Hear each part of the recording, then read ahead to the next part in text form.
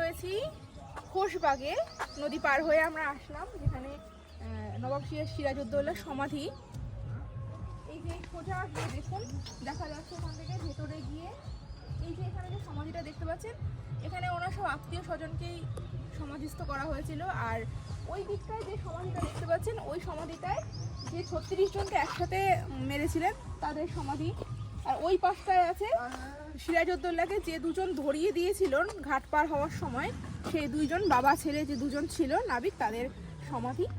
আমি আগে এখানে বেশ কয়েকবার এসেছি, তো হয়ে গেছে দেখা। এখন আমরা বেরোবো, বেরিয়ে এবার আমরা ওই পাশে যাব। ওই পাশে গিয়ে আমরা কাটরা মসজিদ আর বাকি যা যা আছে জগৎ শেঠের বাড়ি, ওইগুলো যাবো। সঙ্গে থাকুন।